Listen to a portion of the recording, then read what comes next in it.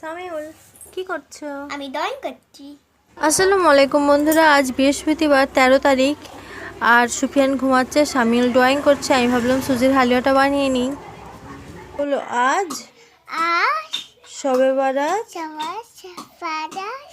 হে হ্যাঁ আজকে আছে শবে বারাত আছে আছে আমার আমার মা মা হালুয়া বড় बनाচ্ছে। পাস आ जाओ आ जाओ आ जाओ आ जाओ, खड़े हो जाओ, यहाँ पे खड़े हो जाओ। सामी सुफियान आ जाओ, ऐसे करो, ये हंसो। দিদার কাছে চলে এসো, সুফিয়ান দিদার কাছে এসো, বসে পড়ো। সুফিয়ান আজকে কি হচ্ছে? ও বললো সোবাস, বলো শবে বারাত, সোবাস। নতুন পাঞ্জাবি পরে ওরা দিদার সাথে খেলা করছে। আমি ভাবলাম তাড়াতাড়ি করে মাংসটা রান্না করে নিই। দিল্লিতে গরুর মাংস পাওয়া যায় না, মোষের মাংস পাওয়া যায়। তো মোষের মাংসটা কেমন করে বানাচ্ছি বন্ধুরা তোমরা একটু দেখে নাও।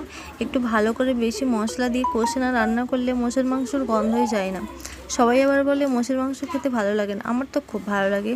তো দেখো বন্ধুরা কেমন করে বানাচ্ছি। সব কিছু মশলাই দিয়েছি, তাতে মিট মশলাও দিয়েছি। মিট মশলাটা আমি এইবার কলকাতা থেকে নিয়ে এসেছি। এখানে মিট মশলা অত ভালো পাওয়াই যায় না। দেখো তো বন্ধুরা কত সুন্দর কালার চলে আসলো। আর মোষের মাংসটাকে একটু বেশি করে সেদ্ধ করতে হয়, নাহলে একটু শক্ত শক্ত হয়ে থাকে।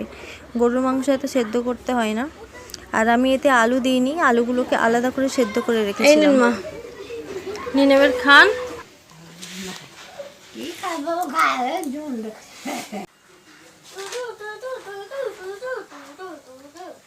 ভালো হয়েছে? ওটা ছোলার ডাল নয় মা, কিসের ডাল বলুন তো?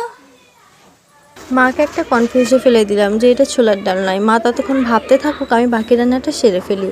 আমি বললাম যে আলু সেদ্ধ করে ভেজে রেখেছিলাম, আলুগুলো এখন দিয়ে দিলাম। আমি তরকারির সাথে আলু দিলে না তরকারিটা খেতে ভালো লাগে না।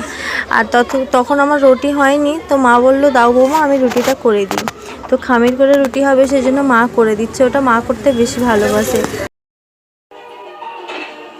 ওমা সামিল হাঁটো, হাঁটো না। মা সামিউলকে খেতে দিয়ে দিলাম। সামিউলকে বাসনে করে ভাত দিলাম, ও প্লেটে করে খেতে পারে না। আর মা সামিউলের খাওয়া হয়ে যেতে আমি আর আমার উনি খেতে বসলাম। আজকে এখানে শেষ করছি বন্ধুরা, সবাই ভালো থেকো।